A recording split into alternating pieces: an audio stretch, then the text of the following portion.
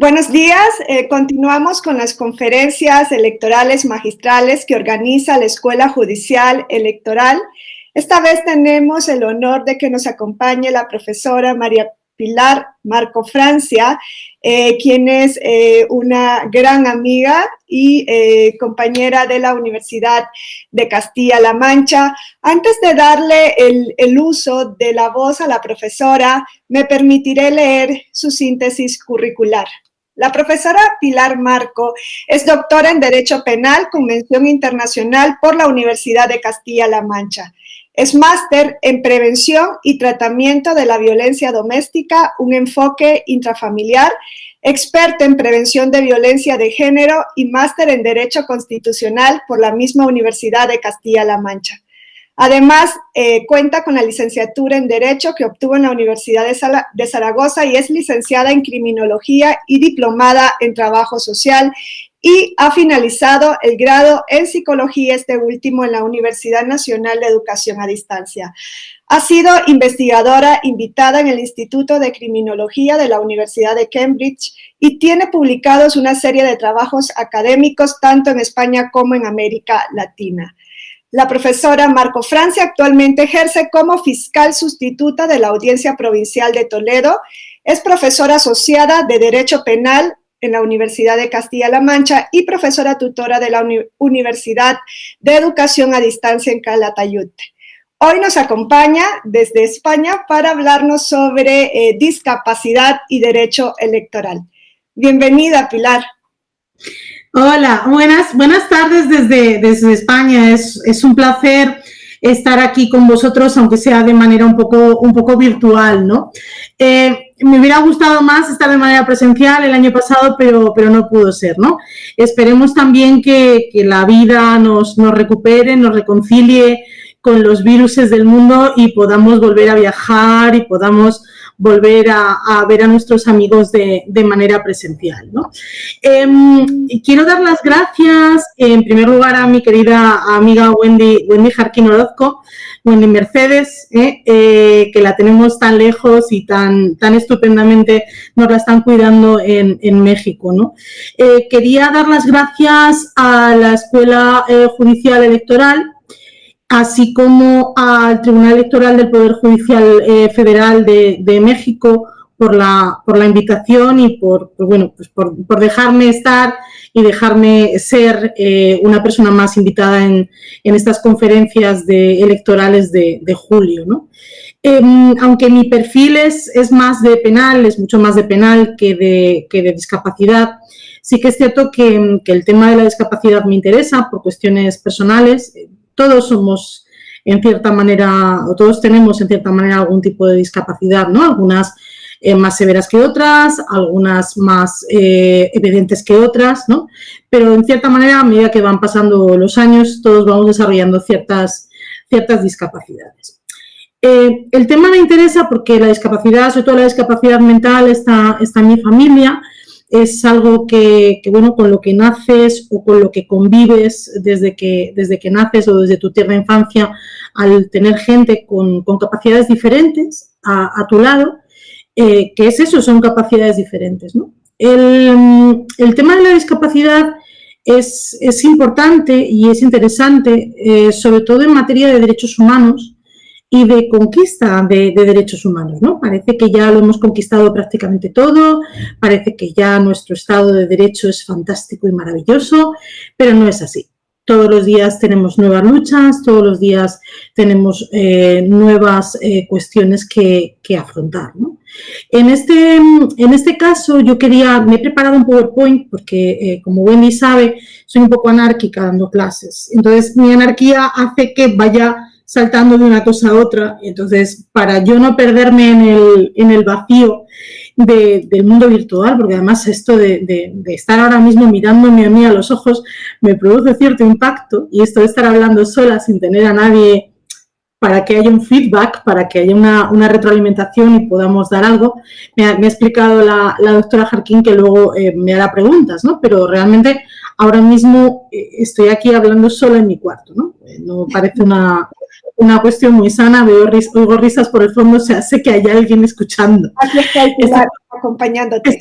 Gracias, Wendy, gracias. Me voy a poner una foto tuya o algo así para poder contarte a ti la historia. Pero bueno, me he preparado un power un poco para poner las cosas en contexto, ¿no? En España ha habido cambios recientes. La ley electoral en general privaba del sufragio. En España, imagino que igual que en México, el sufragio tiene dos partes, sufragio activo y el sufragio pasivo, ¿no? En España el sufragio pasivo se priva el derecho a ser elegido.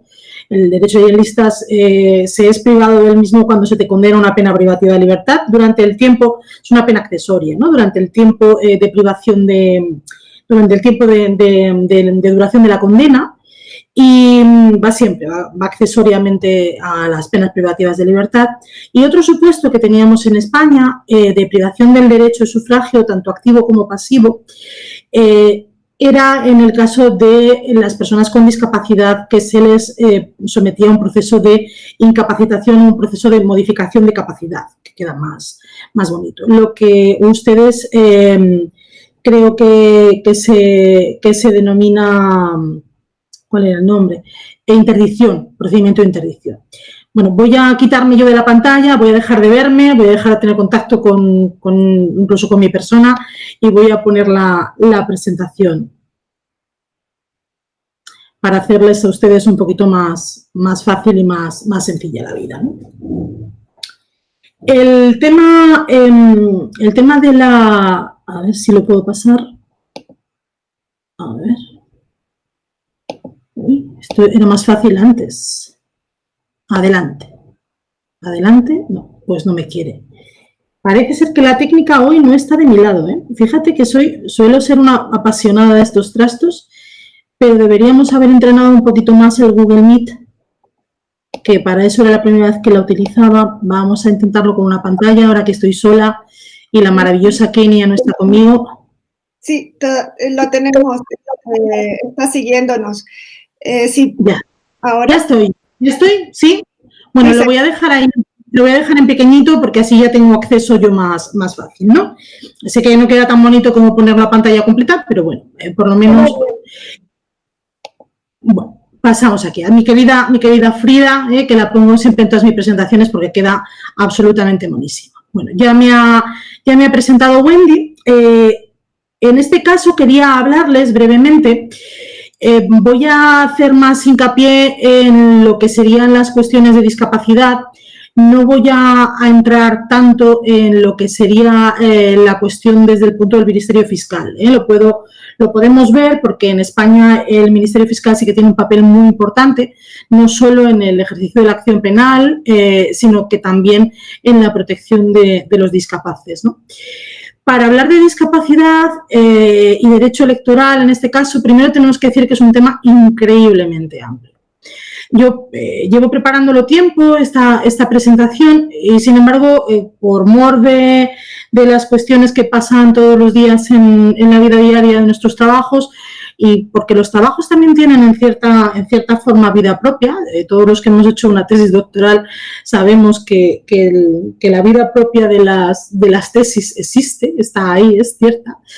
Y en este caso es lo mismo, ¿no? Yo empecé el trabajo pensando en contarles a ustedes una serie de cosas que pasaron en España en el año 2018 a 2019, porque el año pasado fue la primera vez, por 2 veces, además, que las personas que habían sido incapacitadas, que habían sido sometidas a un proceso de interdicción y que habían perdido, por lo tanto, el derecho al voto, luego les enseñaré una resolución, pudieron recuperarlo, ¿no? Gracias a sendas sentencias en las que fue parte del Ministerio Fiscal. Por eso quería hacerles partícipe de esto, ¿no? La discapacidad es una cuestión absolutamente transversal, ¿no? Tenemos tantas discapacidades como personas con capacidades diferentes existen. Y luego la discapacidad, de la misma manera que hablamos de ponernos las gafas de perspectiva de género, tenemos que ponernos también las gafas de la perspectiva de la discapacidad. ¿Por qué digo esto? porque muchas veces no somos conscientes de la existencia de una discapacidad hasta que nosotros mismos la padecemos o bien existe en nuestro entorno cercano, ¿no? Wendy sabe que tengo un primo que es tetrapléjico y nos toca ir con él a hacer gestiones. Puedo hablar de todos los tipos de discapacidad, ¿no? Pero vamos a hablar de mi querido primo César. Y es yendo con César, es yendo con personas en silla de ruedas, cuando te das cuenta de las múltiples discapacidades que hay, pues para todo, para ir a acceder a un bar, para acceder a un restaurante, para ir a...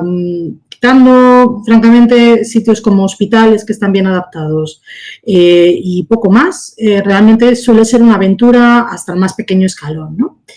¿Qué sucede? Que tenemos que ponernos esas gafas de discapacidad e intentar analizar con esa visión de rayos X de la discapacidad dónde puede haber algún problema. Es decir, tenemos que utilizar un pensamiento creativo, un pensamiento diferente, ¿de acuerdo? Entonces, con ese pensamiento diferente podremos prever los problemas que se puedan producir. Hace unos años, yo recuerdo cuando empecé Derecho, allá por el año 1989, una ya tiene una edad, que tuvimos a un primer alumno que era ciego, ¿no? En la Facultad de Derecho. Entonces, en primer momento, pues yo recuerdo que un profesor le dijo, hombre, es que usted no va a poder leer el digesto, un texto de derecho romano. Bueno, pues el muchacho ahora mismo es uno de los mejores abogados de España, ¿no? Porque él no encontró fronteras donde otros sí que las encontraban. Luego, como quería seguir diciendo, la incapacitación es un proceso de modificación de capacidad que en España está cambiando de manera importante desde la aprobación del Convenio de Nueva York. A mí en Derecho Penal y en Derecho Civil también me da mucho miedo los automatismos, ¿no? Hace poco escribí un capitulito de libro, a ver si sale pronto, sobre los automatismos en Derecho Penal, especialmente en violencia de género, con una interpretación que ha dado el Tribunal Supremo Español al respecto de un tipo penal, del 153.1 del Código Penal, y esto es lo mismo. Muchas veces en justicia tenemos que pararnos a pensar en todos los tipos de justicia, sea la justicia civil, la penal, la electoral. Tenemos que hacer como una especie de Kit-Kat, cortar y dedicar un poco de pensamiento a lo que estamos haciendo y al fondo de lo que estamos haciendo y cómo lo estamos haciendo.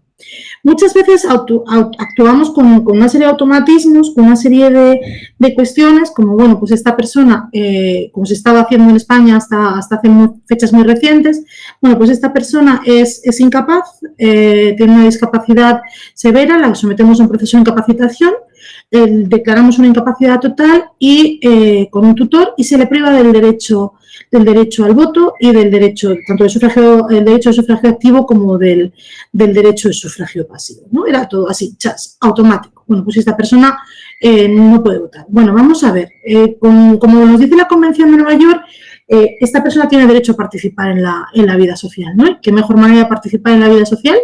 Aunque sea cada 4 años, aunque en España últimamente estamos votando bastante más frecuentemente cada 4 años. De hecho, este domingo tenemos también elecciones al Parlamento de Galicia y al Parlamento del País Vasco, con lo cual las posibilidades de votar tanto en elecciones municipales, autonómicas como estatales y el ámbito, por tanto, de decisión donde la persona con una discapacidad, con una u otra, porque ya les digo que la miríada es impresionante de discapacidades, pues pueda participar activamente en la vida política. ¿Por qué no? ¿Por qué no?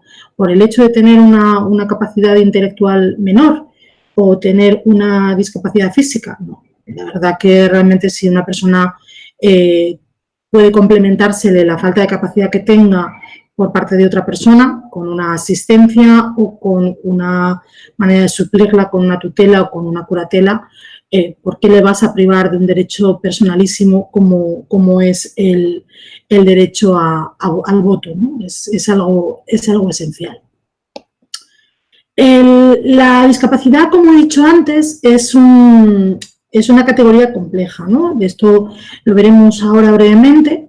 También veremos brevemente los procesos de modificación de capacidad y el derecho electoral en España, aunque voy a hacer más hincapié, porque me parece más novedoso, todos los temas de accesibilidad, ¿no?, que se están realizando ahora, ¿no?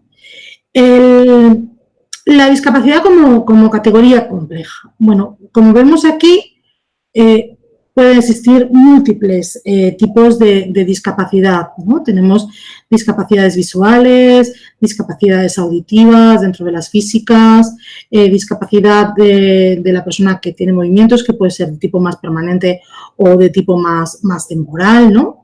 Realmente, lo que les decía antes, somos muchas veces conscientes de que tenemos una discapacidad en el momento que nos toca andar en la calle o nos toca ver cualquier cuestión y, sin embargo, nos vemos incapaces de hacerlo, ¿no? Muchas personas son conscientes de los problemas que surgen pues cuando tienen un bebé, cuando temporalmente se han fastidiado una rodilla, y estoy hablando de cosas mínimas, ¿no? Todos tenemos una vida intensa, a todos nos pueden y nos pasan cosas continuamente, ¿no? Entonces, tendemos a hablar de discapacidad como un concepto general cuando realmente el concepto es bastante más particular, ¿no? Por eso en la doctrina anglosajona se habla más de tailor-made adaptations, se habla más de que hay que hacer un traje a medida, una complementariedad, una complementación de las necesidades de esa persona bastante más específicas de andar al bulto, ¿no? Tendemos a tratar a la persona con discapacidad como a un menor, como a un niño, ¿no? Muchas veces tendemos a proteger o sobreproteger a una persona con discapacidad, cuando realmente una persona con discapacidad ha de ser informada de manera veraz y acompañada, por supuesto, a sus capacidades, ¿no? Luego veremos que hay temas pues, que se pueden simplificar mucho, ¿no? El lenguaje que utilizamos, por ejemplo, los juristas es excesivamente complejo, es una jerga excesivamente compleja. Sin embargo, para las personas con discapacidad intelectual hay que centrar bastante más el tema, ¿no? Y simplificarlo. Y muchas veces es gracioso, ¿no? Porque estás en juicio con un procedimiento de modificación de capacidad y te viene una persona que es el presunto incapaz, ¿no?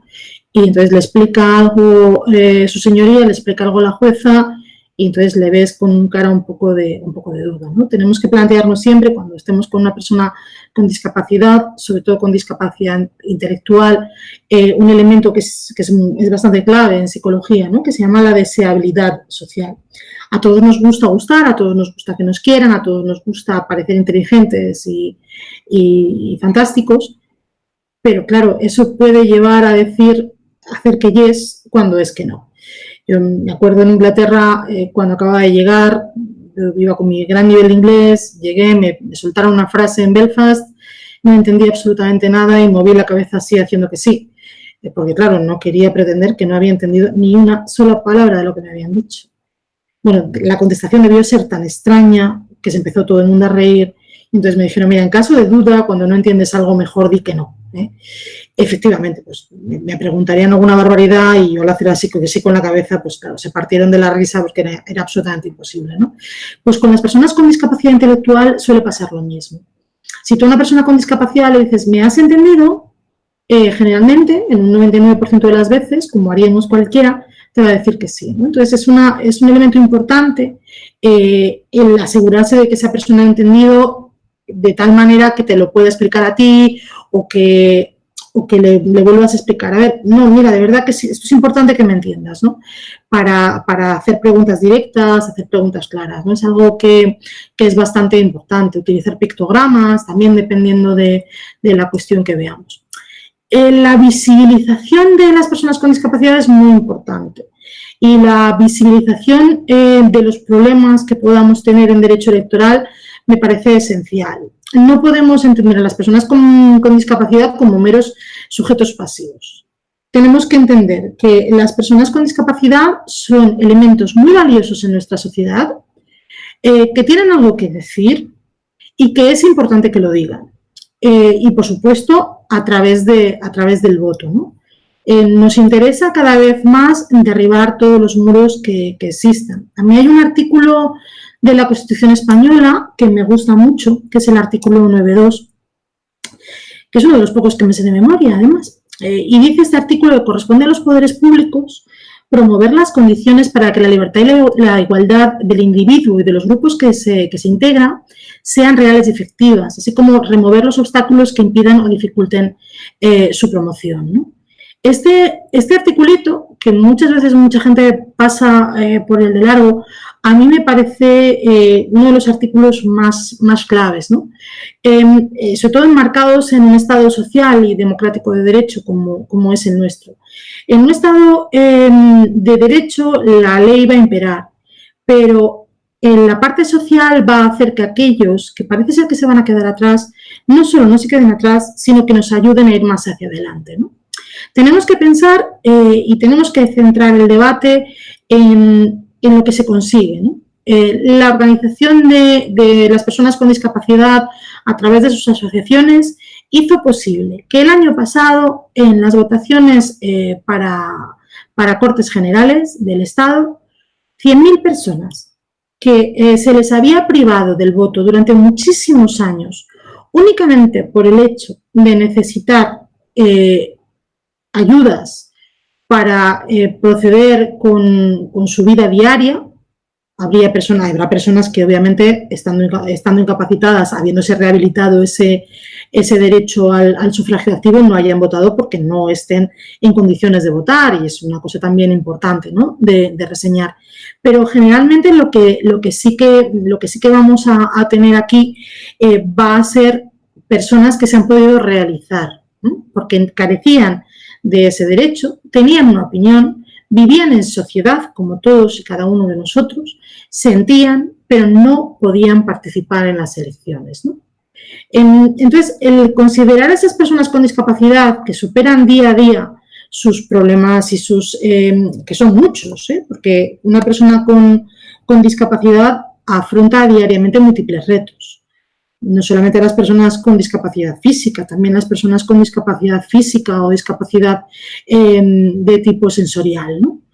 Todos los días es un avance, todos los días es un problema, todos los días es una superación de ese problema, ¿no? Son personas que siguen adelante, que nos dan bastantes muestras de superación personal y de cómo deberíamos ser todos, ¿no? Muchas personas que ni siquiera piensan en su discapacidad porque han nacido con ella y simplemente la han superado y es cuestión del día a día, ¿no? Hay que abrazar también el pensamiento divergente, ¿no? En esta sociedad que tenemos, que somos todos un poco, que seguimos al líder, para mí hay que abrazar el pensamiento divergente, hay que abrazar el cambio, hay que analizar las cuestiones diferentes que nos vienen, porque pueden ser oportunidad de nuevas soluciones para retos que se nos vayan afrontando, ¿no? Ese pensamiento de tipo lateral que nos puede dar la perspectiva de una persona con una capacidad diferente, más que discapaz, puede ser y para mí es muy interesante. ¿Qué tal vamos, doña Wendy? ¿Se han dormido por ahí? No, Pili, le seguimos con mucha atención. Vale. ¿Estoy aburriendo mucho a los que me están escuchando o no? Nada, interesante. No. Quería hacerlo un poco diferente, ¿no? Bueno, los procesos de modificación de capacidad y el derecho electoral en España, ¿no? ¿Cómo está la cosa? Bueno, pues la cosa está fenomenal. Vamos a pensar que estas dos manos, ¿no?, así tan bonitas, con estas personas que tienen esta discapacidad, cómo les abraza y cómo les ampara, ¿no?, que es el Estado de Derecho. En este caso, tenemos que ver que en España tenemos dividida la capacidad en dos partes, ¿no? Tenemos por una parte la capacidad jurídica, que ya la tenemos por existir, ¿no? Como la define Sánchez Román, ¿no?, que sería la aptitud que tiene el hombre y la mujer, añadiría yo aquí, que estamos ya también con perspectiva de género, para ser sujeto en las relaciones de derecho. Entonces, esta relación tiene un carácter estático y es un atributo humano, ¿no? Por el mero hecho de existir y como exigencia también de la dignidad humana. Sin embargo, la capacidad de obrar es la aptitud para ejercitar los derechos subjetivos y los deberes jurídicos de los que se es titular, ¿no? Y por lo tanto para concluir negocios jurídicos. ¿Eso cuándo sucede? Cuando una persona tiene plena capacidad. Bueno, pues sucede a los 18 años, pero la capacidad plena, según el artículo 12 de la Constitución Española y el artículo 315 del Código Civil. En España, además, tenemos derechos civiles forales, que son muy interesantes. Yo soy aragonesa, por ejemplo, y en Aragón el mayor de 14 años tiene una capacidad muy, muy elevada y necesita únicamente la asistencia de sus padres o sus tutores para realizar determinadas cuestiones pues, que serían una mayor carga para él o para ella, ¿no? Pues, por ejemplo, comprar un piso, hipotecarse, pedir un préstamo. Para todo lo demás se le presume esa capacidad, ¿no? Entonces, esa presunción de capacidad de obrar llega a los 18 años, para esa persona que es mayor de edad ya esa capacidad es completa, ¿no? Tenemos una presunción de capacidad, por lo tanto, las personas que no hayan sido sometidas a un procedimiento de modificación de capacidad, pese a que sean incapaces de facto, pese a que tengan una grave discapacidad, pues seguirá presumiéndoseles me ha salido, perfecto. Presumiéndoseles totalmente capaces de obrar, ¿no? ¿Cómo podemos destruir esa presunción que es juris tantum, que admite prueba en contrario? Pues únicamente cuando se produzca una enfermedad de carácter persistente que permita concluir que aquella persona no se halla en situación de regir su persona, bienes o lo que serían las funciones de una persona media. ¿Qué pasa? Que con esto lo que se hacía era hacer un paquete de discapacidad, ¿no? Entonces, cuando la persona entendíamos que no se hallaba en situación de regir su persona o bienes, y lo decía si un médico forense se hacía a través de un procedimiento de incapacitación, pues que se le privaba automáticamente del derecho al voto, del derecho de sufragio activo y del derecho al sufragio pasivo. A ver que busque, que tengo por aquí unos autos. Bien. Este es un procedimiento del año 2016. He cogido el fallo y he intentado borrarlo todo bien. En este caso, el fallo estima la demanda interpuesta por el Ministerio Fiscal. El Ministerio Fiscal, en virtud de las competencias que le son propias, puede y debe, para proteger a la persona presuntamente incapaz, interponer demandas de incapacitación, ¿no?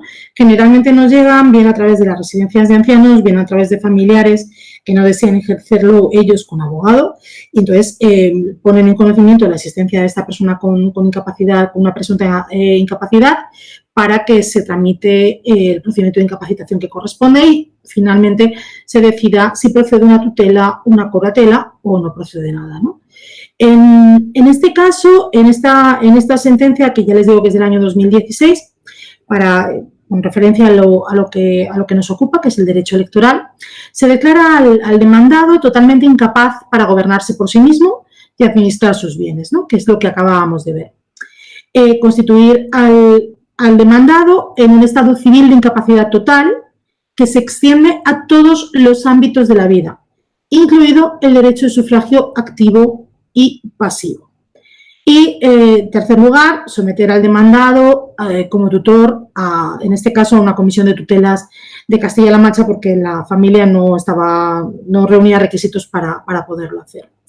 En este caso, lo que se hace es notificarlo al registro civil, anotar, se acompaña de testimonio de esta resolución judicial, se anota en la inscripción en la inscripción de nacimiento, y lo que se hace luego, lo tenemos aquí en la parte de la derecha, una vez ya es firme, se notificaba a la oficina del censo electoral y a la delegación provincial del Instituto Nacional de Estadística. Y luego lo que se hacía era mandar un oficio, este sería el oficio, esto aparece en los papeles de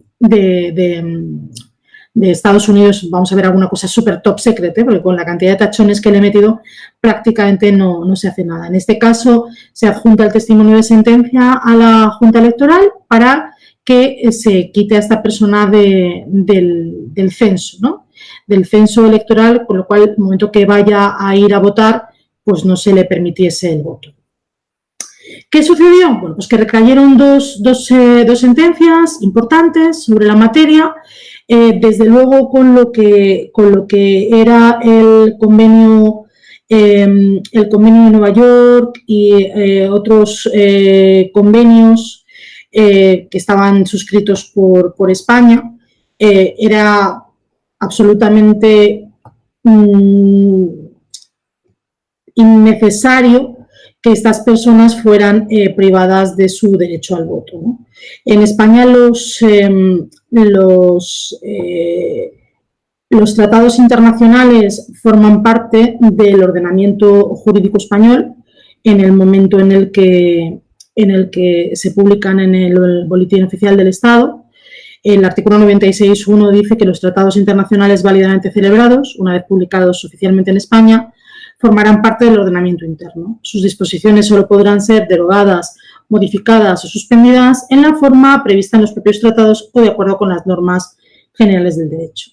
Bueno, pues en este caso, lo que era la legislación española chocaba completamente con la Convención de Naciones Unidas sobre los derechos para las personas con discapacidad, ¿no?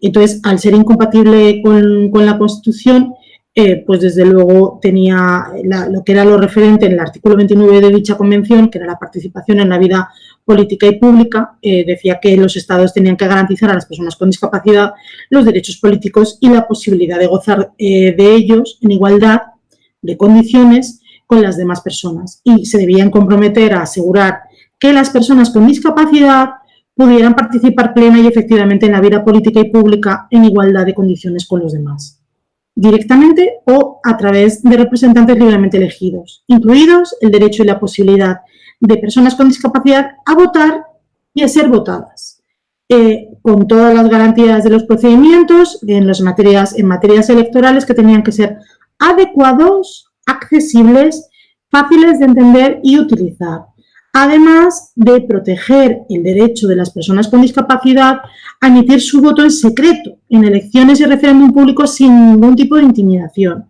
y a presentarse también como candidatos a las elecciones, ejercer cargos y desempeñar cualquier función pública a todos los niveles de gobierno, facilitando, por tanto, el uso de nuevas tecnologías y tecnologías de apoyo cuando proceda.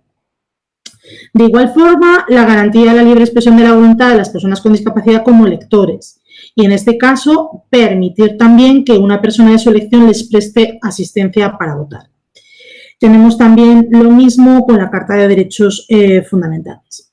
¿Qué pasaba? Que el artículo 3.1b de la Ley OREG, de la Ley Orgánica que establece el régimen electoral general, decía que carecían del derecho de sufragio los declarados incapaces en virtud de sentencia judicial firme, siempre que la misma declarase expresamente la incapacidad para el derecho de sufragio activo. Como hemos visto en este caso, no solamente era el sufragio activo, sino que también era el sufragio activo y pasivo.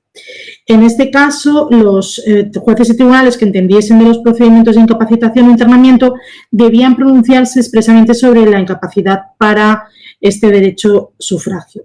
Podría suceder que en un momento dado, en un proceso de incapacitación, que era un poco lo que decía antes, ¿no? En España, a mi entender, se ha abusado y en determinados momentos se sigue abusando de las incapacidades, de las incapacitaciones totales, ¿no? Estos días, no sé si han visto en Twitter, ha salido mucho en Twitter que se va a modificar el Código Civil. Bueno, realmente el Código Civil ya estaría modificado de facto, porque lo que va a modificarse en el Código Civil, el proyecto que está en marcha desde hace ya bastantes años, es básicamente recoger lo que dice ya la Convención sobre los Derechos de las Personas con Discapacidad de Nueva York del año 2006. Porque, como ya decía antes, los tratados internacionales que hayan sido ratificados y publicados en el Boletín Oficial Español forman parte del ordenamiento interno. Entonces, esta Convención de Derechos de Personas con Discapacidad fue publicada en el BOE de 21 de abril de 2008, con lo cual forma parte del derecho interno. Y en el artículo 12 de esta Convención nos dice claramente que las personas con discapacidad tienen derecho al reconocimiento de su personalidad jurídica, que su capacidad jurídica tiene que estar en igualdad de condiciones con los demás en todos los aspectos de la vida. ¿Qué pasa? Que como sí que es cierto que hay aspectos de la vida en los que tienen esa merma de posibilidad de ejercer esos derechos, se pueden buscar maneras e instrumentos de apoyar a las personas con discapacidad para ejercitar su capacidad jurídica, ¿no? Sobre todo con la intención de protegerles, con la intención de evitar abusos. Para ello, se promoverá que se respeten los derechos, la voluntad y las preferencias de la persona con discapacidad, ¿no? En este caso, ¿qué es lo que sucede? Bueno, pues que el Código Civil que se va a reformar va a modificar sustancialmente lo que es la automaticidad que está teniendo ahora el derecho español, ¿no? No en todos los juzgados hay personas que están especializadas en tema de discapacidad, entonces todavía en determinados juzgados españoles se siguen capacitando a veces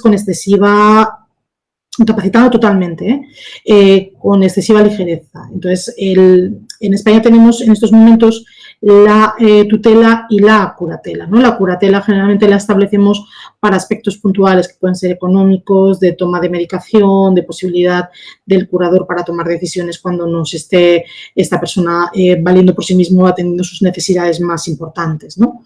O para necesitar una ayuda, un apoyo puntual en cuestiones básicas de la vida. Ayer tuvimos 2 supuestos, los 2 fueron para curatela porque eran personas que necesitaban apoyos puntuales, ¿no? Ahora con la modificación del Código Civil no es que desaparezca la incapacitación total, lo que se hará ahora será pues esta persona someterle a un apoyo, el máximo apoyo posible, que será el nombrar un tutor, ¿no? Pero sí que se va a hacer mucho más hincapié en lo que sería los apoyos, ¿no? Que, por ejemplo, en derecho foral catalán sí que existen. Hay un gran número de diferentes tipos de apoyos y es una legislación que está funcionando bastante bien. ¿Qué tal vamos de tiempo, Wendy? Que me parecía mucho rato, pero creo que ya estamos tocando techo. No, pues todavía si lo necesitas tienes 10 minutos. Vale, pues sí, porque voy por la diapositiva 11, o sea que más bien que sí. No al final me acabo dejando y luego al final, como me enrollo como una persiana, pues... No, puedes tener 10 o 15 minutos sin problema, no te preocupes. Vale, no, pero por dar oportunidad también para que haya algo de debate, porque aunque he dicho que me aburre mucho hablar sola, y me aburre mucho hablar sola, realmente cuando me dejan cancha ya ves que tengo carrete para rato. Vale. Había preparado aquí unos artículos básicos respecto al derecho electoral y están todos muy involucrados.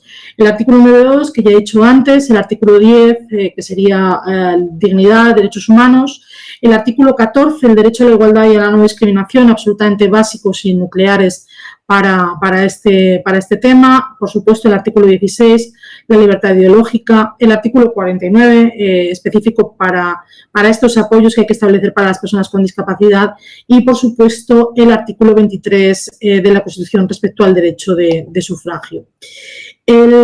Más normativa aplicable, se lo he puesto aquí, lo mandaré luego la presentación a la escuela por si alguien tiene algún interés. Además, hay enlaces dentro, por si alguien estuviera interesado, ¿no? Respecto a la accesibilidad, las cuestiones relativas a derecho electoral y discapacidad, pues bueno, tenemos estos articulados, estos reales decretos que sobre el reglamento de condiciones básicas para la participación de las personas con discapacidad. Como ven, está todo bastante legislado, bastante regulado. En la orden por la que se desarrolla el procedimiento de voto accesible para personas con discapacidad visual. Y bueno, tras la modificación de la LOREG, cuando ya se garantizaba el derecho al sufragio, cuando ya se eliminaron esas referencias de la incapacidad, se dictó una instrucción, la 5 de 2019, el lenguaje no fue todo lo adecuado y entonces se dictó una nueva instrucción, ¿no? Básicamente que las personas van a tener esa presunción de derecho al voto, van a llegar, van a votar en las elecciones y si hubiera algún problema que los miembros de la mesa pudieran valorar que esa persona no tenía la capacidad para ejercer su derecho al voto, pues tomarían nota de esos datos para luego ponerlo en conocimiento, ¿no? Pero en principio todo el mundo en España aunque haya sido incapacitado, va a tener derecho al voto. Me interesaba, y como les decía, la vida propia que tienen a veces los trabajos, ¿no? Bueno, aquí les he puesto alguna cosilla más. Sí que es cierto que me ha interesado el tema de la accesibilidad, ¿no?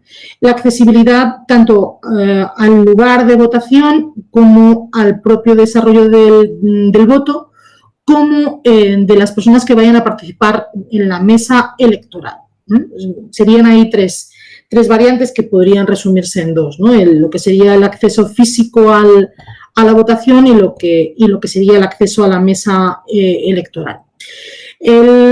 La discapacidad es un concepto en plena evolución y lo que hay que intentar es eliminar esas barreras que evitan que estas personas que tienen algún tipo o que tenemos algún tipo de discapacidad, vamos a hablar en primera persona, podamos participar plenamente en la sociedad, ¿no? En igualdad de condiciones. Entonces, en estos supuestos vamos a encontrar diferentes tipos de discapacidades, ¿no? Vamos a encontrar discapacidad intelectual, que generalmente ya digo que llevaba aparejada una negación al derecho al voto. El año pasado, por primera vez, 100.000 personas que tenían prohibido este derecho al sufragio activo pudieron votar. Tenemos discapacidades sensoriales, que no tendrían por qué llevar ese tipo de incapacitación, y discapacidades motrices, que tampoco deberían llevarlas. En este caso, van a existir diferentes tipos de accesibilidad para cada una de ellas. El artículo 3.2 de la Ley Orgánica del Régimen Electoral General nos dice que toda persona podrá ejercer su derecho a sufragio activo de manera consciente, libre y voluntariamente, cualquiera que sea su forma de comunicarlo, y, aquí viene lo importante, con los medios de apoyo que requiera. Tenemos que potenciar el derecho al voto y en este caso lo haremos con los apoyos que sean necesarios. Aquí entraría otra vez de aplicación el artículo 9.2 de la Constitución, ¿no? que ya les he narrado. Por lo tanto, la Administración tiene que ser la garante de que se respete el derecho de igualdad de oportunidades de las personas que no tienen, que tienen algún tipo de discapacidad para, primero, poder acceder a los locales. Cuestión que generalmente no plantea problemas porque las elecciones en España, para que los que no lo sepan, se realizan generalmente en colegios que son colegios electorales, pero que suelen ser colegios y institutos. Yo voto, por ejemplo, en mi antiguo instituto. Y, por lo tanto, generalmente sí que suelen estar bien adaptados, suelen utilizarse espacios relativamente grandes como las zonas de gimnasio, ¿no? Por lo tanto, el acceso a la mesa electoral también tiene que ser sencillo y adecuado para las personas con discapacidad. Bueno, en este caso, como les decía, vamos a ver por un lado la accesibilidad para votar y la accesibilidad para formar parte de una mesa electoral. Entonces, los locales y las mesas tienen que ser plenamente accesibles para cualquier persona. Pensemos que el derecho al voto lo van a tener todos y, por lo tanto, todos tienen que ser capaces de llegar hasta la mesa electoral para depositar su voto. Y los integrantes de las mesas electorales van a ser las personas encargadas de velar para que las personas con discapacidad puedan ejercer su derecho al voto con la máxima autonomía posible, para que si él no puede facilitarle las posibilidades para que pueda introducir el voto en su papeleta, para que, como veremos ahora, para que si tiene alguna discapacidad visual importante pueda acceder a un kit con el que pueda ejercer su derecho al voto de manera autónoma y secreta, este tipo de cuestiones, ¿no? ¿Qué se harán? Los ajustes necesarios que sean, por supuesto, razonables. Para las personas con discapacidad física, ¿qué se puede hacer? Pues bueno, se puede hacer el voto por correo, que lo veremos después, y luego también la Administración General del Estado garantiza, para el caso de que no exista transporte público accesible al local electoral, la Administración General del Estado tiene que proporcionar los medios de transporte gratuitos para esas personas. Hay que solicitarlo y si hay disponibilidad presupuestaria, que siempre hay, se hace. Se contacta con la Junta Electoral o con la delegación su delegación del Gobierno y ellos son los que se encargan de realizarlo, ¿no? Aparte de realizar el voto por correo. El voto por correo, bueno, luego lo veremos, también puede ser certificando que esa persona no puede acudir a la oficina de correos a rellenar la documentación, lo puede hacer otra persona autorizada y entonces ya le remiten la documentación a su domicilio para que pueda ejercer el derecho al voto. Si hay alguna queja, en España no tenemos un poder electoral o un poder judicial electoral, sino que se hace a través de la Junta Electoral de Zona o la Junta Electoral Central, ¿no? Que son los que se encargan de regular estas cuestiones y de dirimir estas cuestiones. A la hora de formar parte de la mesa electoral, a mí esto es una cosa que no me gusta porque la mera discapacidad